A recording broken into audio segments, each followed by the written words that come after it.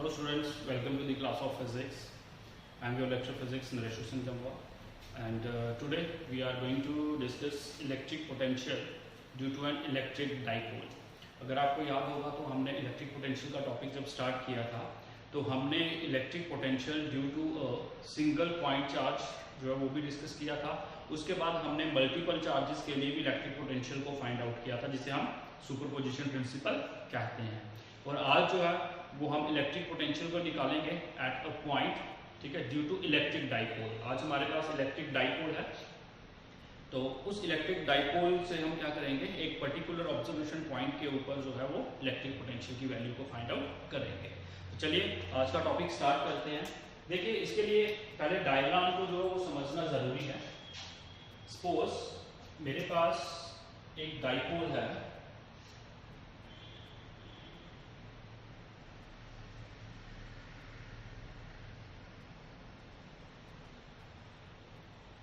ये एक डाइपोल है, ठीक है, और यहाँ पे चार्ज माइनस क्यू है और यहाँ पे प्लस क्यू चार्ज हो रहा है। अब आपको पता है डाइपोल जो है उसकी लेंथ कितनी होती है, ट्वाइस ए। ओके, तो ये जो है डिस्टेंस ये कितना बन जाएगा, ये स्मॉल ए और ये भी कितना होगा, स्मॉल ए, और टोटल जो है ये ट्वाइस ए बन जाता है। Okay, suppose this P is the observation point where we have to find out the electric potential. हम इस P पॉइंट के ऊपर इलेक्ट्रिक पोटेंशियल की वैल्यू को क्या करना चाहते हैं, फाइंड आउट करना चाहते हैं ड्यू टू दिस डाइपोल। तो चलिए इस ऑब्जर्वेशन पॉइंट का जो डिस्टेंस है फ्रॉम द सेंटर, ठीक है, ये ऑब्जर्वेशन पॉइंट है, इसका डिस्टेंस फ्रॉम द सेंटर रख लेते हैं स्मॉल आर। ओके, अब P पॉइंट के ऊपर हमने जो है वो इलेक्ट्रिक पोटेंशियल की वैल्यू को फाइंड आउट करना है। बेटा ध्यान से देखिए, अब डाइपोल है, दो चार्जेस हैं, तो किस तरीके से हम इसको फाइंड आउट करेंगे। देखिए, सबसे पहले हम माइनस क्यू चार्ज जो है इसका पोटेंशियल फाइंड आउट करेंगे P पॉइंट के ऊपर, ठीक है, और फिर इलेक्ट्रिक पोटेंशियल प्लस क्यू का जो है वो फाइंड आउट करेंगे P पॉइंट के ऊपर।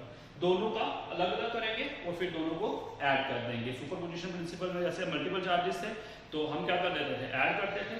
सिमिलरली यहाँ पे भी दो चार्जेस हैं, दोनों चार्जेस का अलग अलग पोटेंशियल निकालेंगे P पॉइंट के ऊपर और फिर दोनों के पोटेंशियल को क्या कर देंगे, ऐड कर देंगे। ओके, अब देखिए, जैसे सपोज अगर इस चार्ज है, ये AB पॉइंट रख लेते हैं, ये A पॉइंट और ये B पॉइंट है।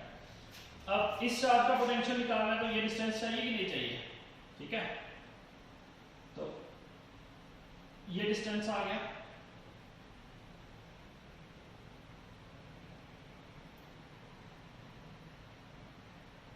ठीक है, इस डिस्टेंस को रख लेते हैं हम R1, और वैसे ही हमारे पास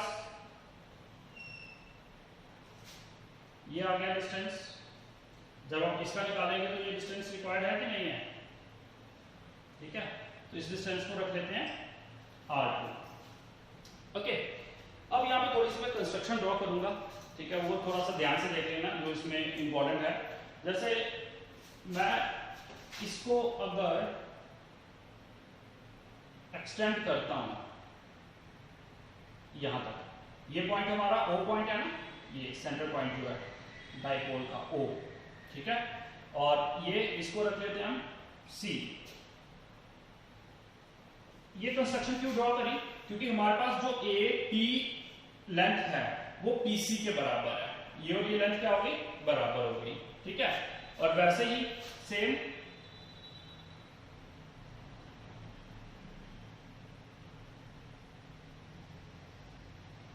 ये कंस्ट्रक्शन ड्रॉ करी, इसको रख लेते हैं D।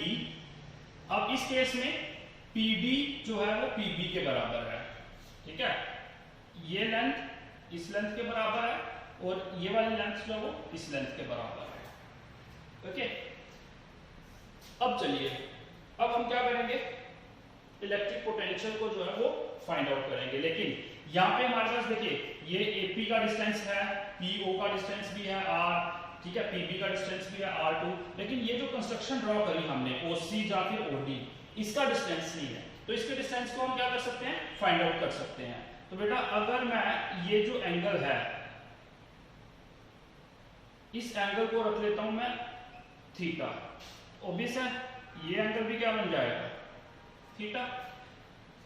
तो हमारे पास टारगेट क्या है, OC और OD की वैल्यू को फाइंड आउट करना। तो चलिए OC की वैल्यू को कैसे फाइंड आउट कर सकते हैं, अगर मैं यहां पे cos थीटा लगाऊं, ऐसे लिखते हैं, in triangle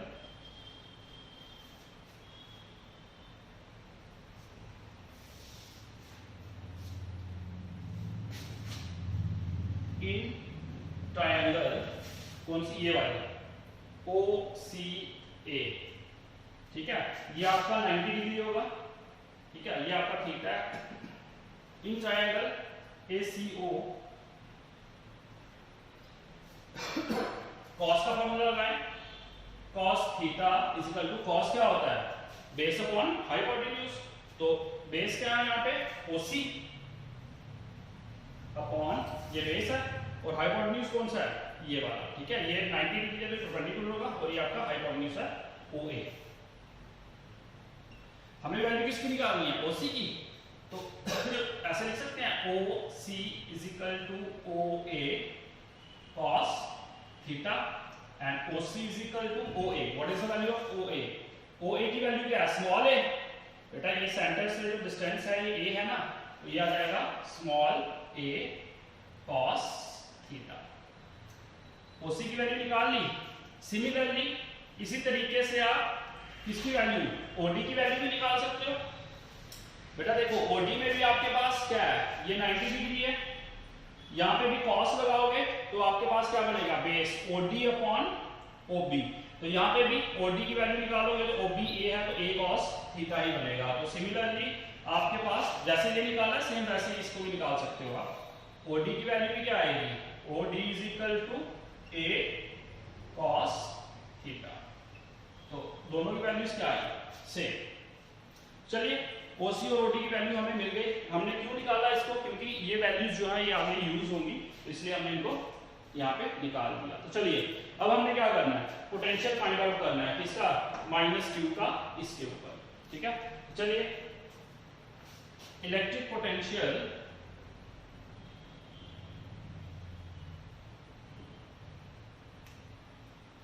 eight P due to, किसके कारण, -q, due to -q is given by is, कैसे निकालोगे, ये A पॉइंट के ऊपर है ना, तो इसको मैं लिख लेता हूं electric potential VA is equal to, क्या फार्मूला होता है इलेक्ट्रिक पोटेंशियल का, 1/4 पाई एप्सिलॉन नॉट q, यहां पे क्या है -q, q अपॉन r, तो डिस्टेंस कितना है ये r1, यहां पे क्या आ जाएगा r1। बेटा क्लियर है ये चीज, ठीक है। तो इस माइनस को आप यहां पे भी लेके आ सकते हो, कोई इशू नहीं है। इसी तरीके से अब हम क्या करेंगे, इलेक्ट्रिक पोटेंशियल निकालेंगे इसका at point P due to +q, इस q के कारण। So next is electric potential at P due to, इसके कारण +q के कारण, +q इज, ये B पॉइंट पे है, +q, तो मैं इसको लिख दूंगा B is equal to 1/4 pi epsilon naught q upon r, okay. क्यों, क्योंकि यहाँ पे q प्लस का है और डिस्टेंस जो है वो r2, ये डिस्टेंस में r2 लिया ना हमने, ये आ गया r2। तो नाउ दोनों को क्या कर देंगे, ऐड b और bb को ऐड कर लेंगे, तो हमारे पास क्या हो जाएगा, पोटेंशियल निकल जाएगा P पॉइंट के ऊपर, इसके कारण due to the dipole, electric dipole. So now next, अब आगे चलते हैं हम। तो आगे अब क्या करेंगे, देखिए अकॉर्डिंग टू सुपरपोजिशन प्रिंसिपल,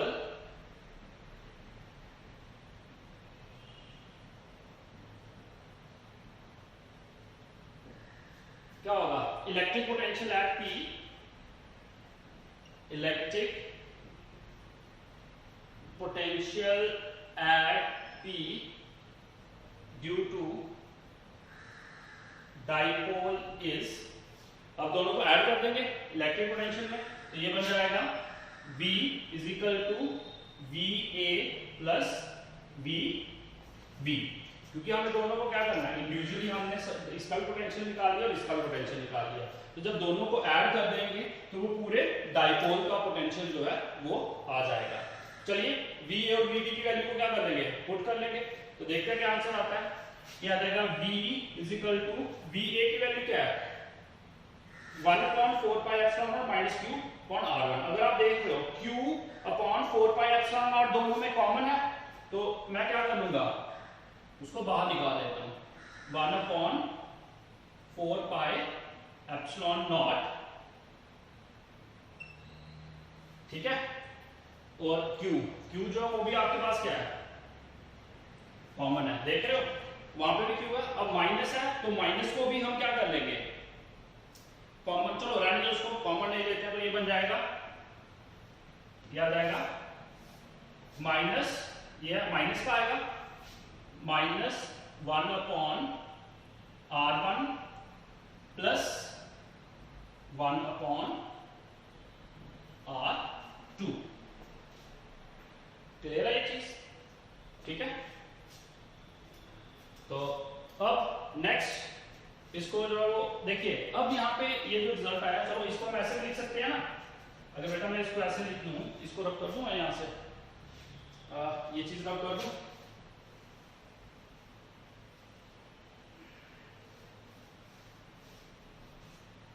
देखिए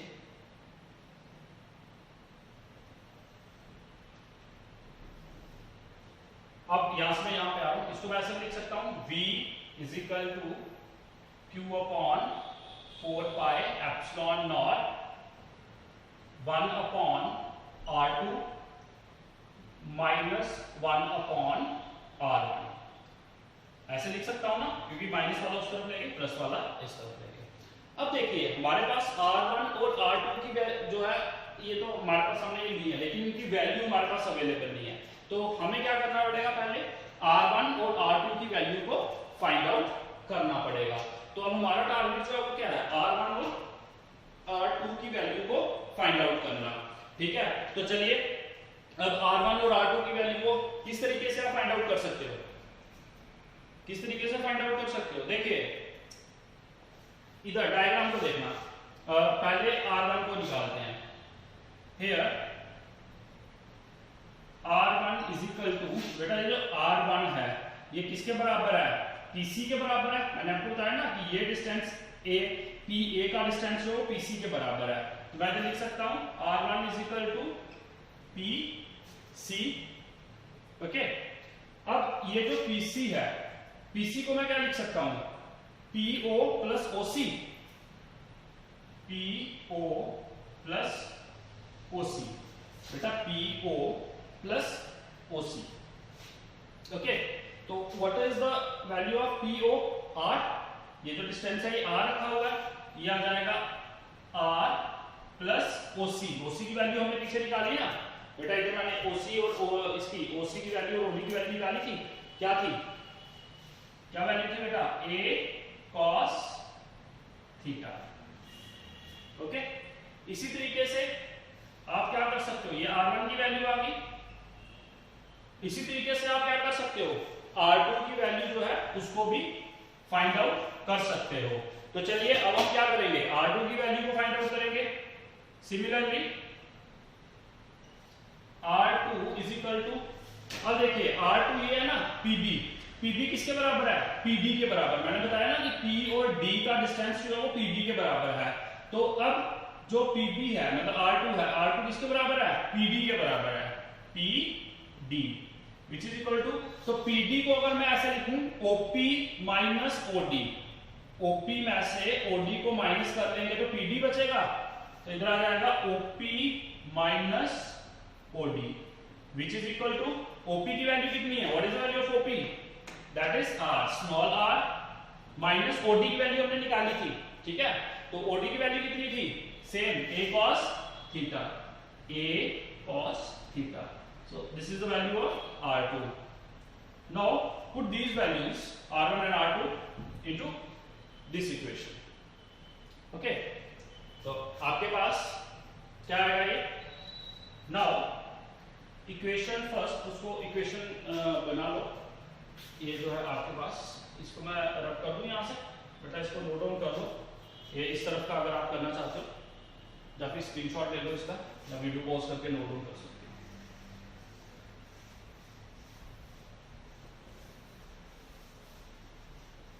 इसको आप फर्स्ट इक्वेशन रख सकते हो, ठीक है। Now equation first becomes, first equation क्या बन जाएगी अब, जब हम R1 और R2 की वैल्यू निकालेंगे तो फर्स्ट इक्वेशन क्या बन जाएगी, ध्यान से देखना, V is equal to Q upon 4 pi epsilon naught 1 upon R2।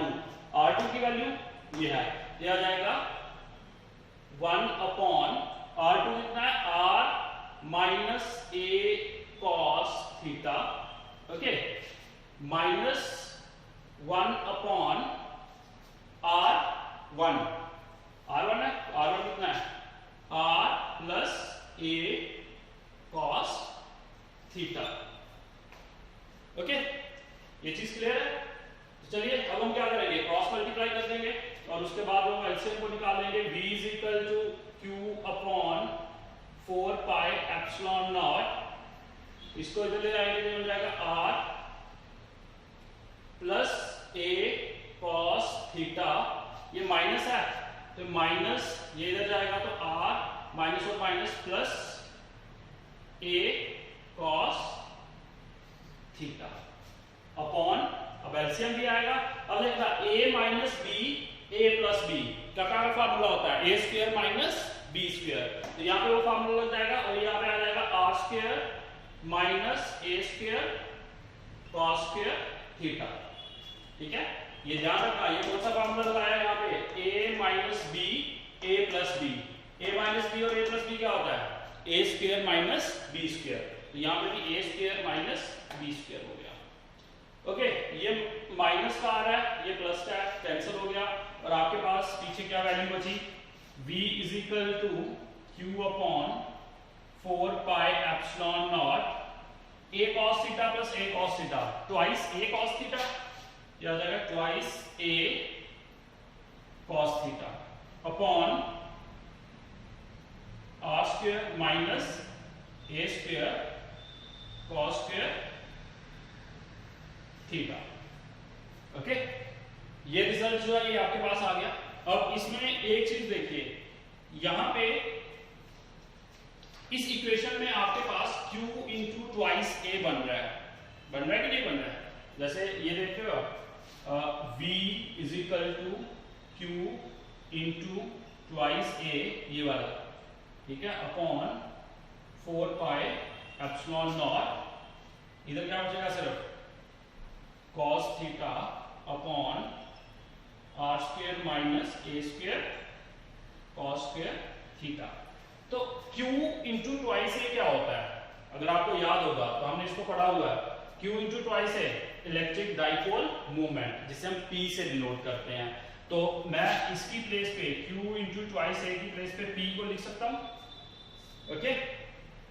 तो चलिए इसको नोट डाउन कर लिया बेटा, इसको नोट डाउन कर लो, वीडियो को पॉज कर लो और ये चीज नोट डाउन कर लो, या स्क्रीनशॉट ले सकते हो आप इसका, क्योंकि मैं यहाँ से रब करने जा रहा हूँ।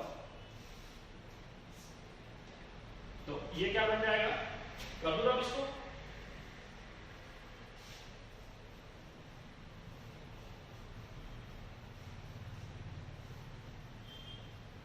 तो देखिए ये चीज क्या हो जाएगी, v is equal to p, ठीक है, cos theta upon 4 pi epsilon naught r square minus a square cos square theta.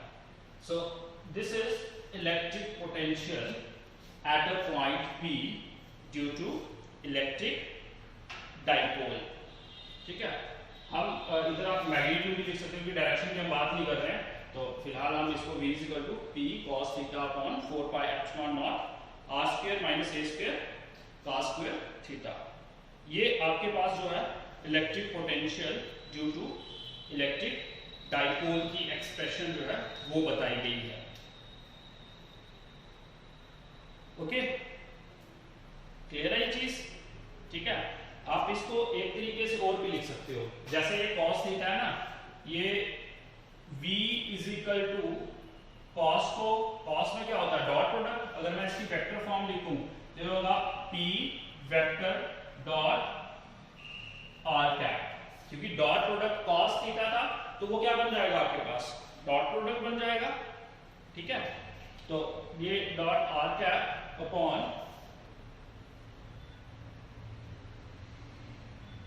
ये क्लियर हुआ कि नहीं हुआ? क्योंकि ये देखो cos है p है ना, तो p में आपके पास ये जो डिस्टेंस है वो कितना है r है, स्मॉल r है ये डिस्टेंस, तो ऑब्वियस है जो आपका यूनिट वेक्टर होगा वो क्या होगा i कैप होगा। तो हमने यहाँ पे भी क्या किया हुआ है, वही i कैप जो है उसको लिया है, तो ये आपके पास जो वो क्या बन जाएगा, इसका एक्सप्रेशन फाइंड आउट हो जाएगा। चलो एक काम करते हैं, मैं ये चीज आपको बाद में बताता हूँ, इससे पहले एक स्पेशल केस करवाता हूँ, फिर इसको लेता हूँ कि अगर हमने इसको इसमें ले रहा हूँ डॉट में लेना डॉट प्रोडक्ट में तो कैसे लेते हैं। यहाँ पे इसका स्पेशल केस है, यहाँ पे ये एक्सप्रेशन आ गई बेटा, यहाँ पे क्लियर है ना, आगे देखिए। अब यहाँ पे स्पेशल केस आता है, अब उस स्पेशल केस को जो है वो अगर हम डिस्कस करें, जैसे सपोज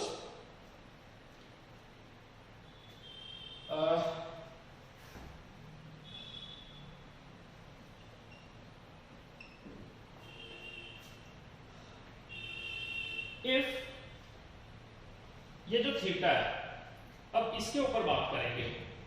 ठीक है, अगर ये थीटा ऐसे है, अगर ये जो आपका ऑब्जर्वेशन पॉइंट P है, ठीक है, वो एक्सियल लाइन के अलॉन्ग हो, कहीं यहाँ पे P पॉइंट कहाँ पे हो, कहीं एक्सियल लाइन के ऊपर, लाइक ये ऐसे आ जाएगा इस तरीके से, तो उस वक्त एंगल थीटा जो है वो क्या हो जाएगा जीरो होगा, होगा कि नहीं होगा?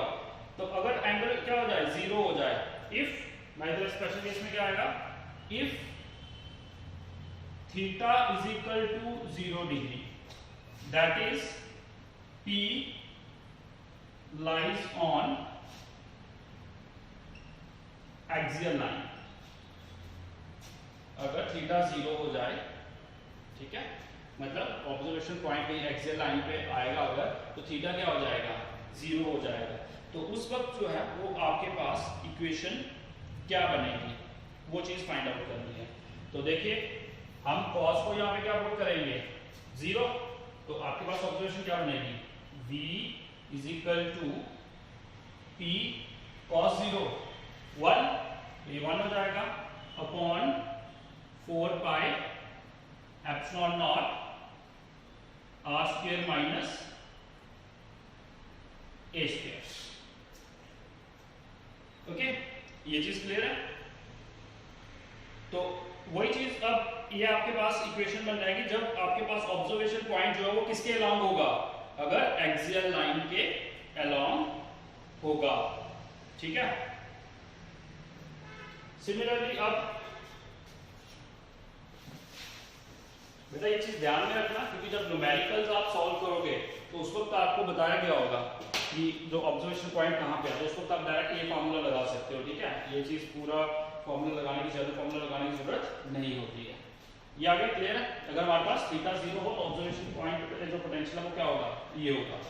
तो इसमें देख लो, इफ इसमें भी एक चीज आती है, if a is very very very less than r, कहने का मतलब कि डाइपोल जो है वो बहुत ज्यादा छोटा हो और ऑब्जर्वेशन पॉइंट बहुत ज्यादा दूर हो। सपोज ये डाइपोल की लेंथ है, ठीक है, अब ऑब्जर्वेशन पॉइंट जो है वो कहीं बहुत ज्यादा दूरी पे है, बहुत ज्यादा डिस्टेंस पे है, तो उस केस में a जो है वो बहुत ज्यादा छोटा हो जाएगा r से। r क्या है, distance of the observation point. तो उस केस में हम इसको निग्लेक्ट कर सकते हैं, a स्क्वायर को निग्लेक्ट कर सकते हैं। If a is very very very less than r, then a square can be neglected.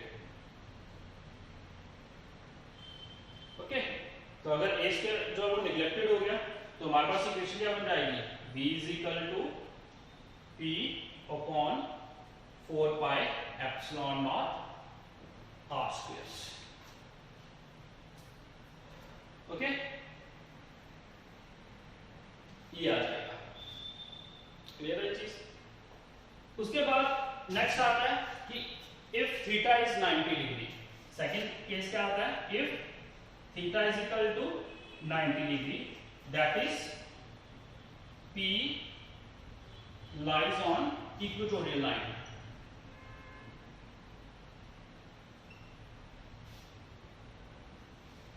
Equatorial line के ऊपर अगर फॉल कर रहा है तो उस केस में पोटेंशियल क्या होगा, cos 90 क्या होता है 0, तो ये पूरा 0, इसका भी 0, तो ये पूरा क्या हो जाएगा 0। तो इट मींस पोटेंशियल जो है वो क्या हो जाएगा आपके पास 0 हो जाएगा। बेटा क्लियर है ये चीज, ठीक है। तो ये दो स्पेशल केसेस थे कि अगर आपके पास ऑब्जर्वेशन पॉइंट जो है वो अगर एक्सियल लाइन के अलाउंग होगा तो पोटेंशियल की वैल्यू क्या होगी, और अगर इक्वेटोरियल लाइन के अलाउंग होगा तो उसकी वैल्यू 0 होगी। क्लियर है बेटा ये चीज, ठीक है।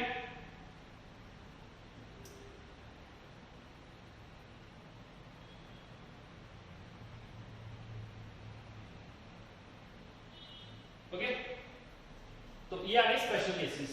अब इसका ये जो फॉर्मूला है, ये आपको मैंने बताया कि ये डॉट प्रोडक्ट में भी हम इसको लिख सकते हैं। पहले ये स्पेशल केसेस समझ आ गए, ठीक है। वो डॉट प्रोडक्ट का जनरल फॉर्मूला मैं इसलिए आपको बता रहा हूं क्योंकि ये जब आप न्यूमेरिकल करोगे तो उस वक्त ये चीज आपके काम आएगी। तो मैं इसको रब कर रहा हूं। देखिए इसको डॉट प्रोडक्ट में लिख सकते हैं कैसे, देखिए वही केस यहां पे भी कहता है, वो कहता है कि इफ r इज, जहां a को लिख लो, a is very very very less than r, then a square can be neglected, a square can be neglected. तो जो a स्क्वायर वाली टर्म है ये, अगर a स्क्वायर को निगलेक्ट कर रहे हैं तो उसके साथ प्रोडक्ट में जो टर्म है वो सारी निगलेक्ट होती है। तो आपके पास ये वाला जो फॉर्मूला ये क्या बन जाएगा, v is equal to p cos theta upon 4 pi epsilon naught और r स्क्वायर। क्योंकि a स्क्वायर निगलेक्ट हो गया, उसके साथ cos स्क्वायर थीटा था वो भी निगलेक्ट हो गया। बेटा जब भी कोई चीज निगलेक्ट करते हैं उसके साथ जो भी प्रोडक्ट हो रहा होता है वैल्यू, वो भी साथ में क्या हो जाती है, निगलेक्ट। तो आपके पास क्या बनेगी, ये टर्म बनेगी। ओके, अब हम इसको क्या कर सकते हैं, इस तरीके से लिख सकते हैं। कैसे, देखिए ध्यान से। cos है तो डॉट प्रोडक्ट लगेगा, मैं इधर लिखूंगा v is equal to p vector dot r cap. r cap क्यों, क्योंकि आपके पास ये जो डिस्टेंस है, ठीक है, ये जो डिस्टेंस OP का जो डिस्टेंस है, जो ऑब्जर्वेशन पॉइंट का डिस्टेंस वो r है, तो OP से इसका यूनिट वेक्टर भी क्या होगा, r कैप। तो हमने अगर वेक्टर लगाया तो उसके साथ इसकी डायरेक्शन जो है उसको भी लगा दिया। ओके, अपॉन क्या बचेगा ये 4 pi epsilon naught r square. So इस तरीके से आपका एक फार्मूला ये बनता है पोटेंशियल का, ठीक है, एक फार्मूला ये बनता है और एक और बनता है। कैसे, देखिए v is equal to p vector dot r vector. अब आप कहोगे सर यहाँ पे r कैप है, यहाँ पे r वेक्टर कैसे आया। अगर आपको याद होगा कोई भी अगर वेक्टर है, vector is the product of magnitude and direction, ठीक है। अब जैसे ये डायरेक्शन को अगर निकालना है या यूनिट वेक्टर को निकालना है तो ये क्या बनेगा, r वेक्टर अपॉन r, ये इसके नीचे आ जाएगा ना, ठीक है। तो वैसे ही यहाँ पे r कैप की प्लेस पे क्या आएगा, r वेक्टर अपॉन r, तो ये बन जाएगा 4 पाई एप्सिलॉन नॉट, यहाँ पे r स्क्वायर है तो जो इसके नीचे भी r था वो ये बन जाएगा r क्यूब। ओके, तो ये हमारे पास 3 जनरल फार्मूलाज हैं इसके लिए इलेक्ट्रिक पोटेंशियल की वैल्यू को फाइंड आउट करने के लिए। क्लियर, बट आप यहां तक अगर सॉल्व कर रहे हो तो तब भी आपका सही है आंसर। लेकिन ये इसलिए आपको करवा दिया क्योंकि जब आप न्यूमेरिकल्स को स्टडी करोगे तो न्यूमेरिकल्स में ये वाले फार्मूले पोटेंशियल के भी यूज हुए होंगे, तो उस वक्त आपको पता होना चाहिए कि हम इस तरीके से भी न्यूमेरिकल्स निकाल सकते हैं, इन फार्मूला से भी हम electric potential due to electric dipole का उसके न्यूमेरिकल्स सॉर्ट आउट कर सकते हैं। Okay, so this is all about the electric potential due to electric dipole.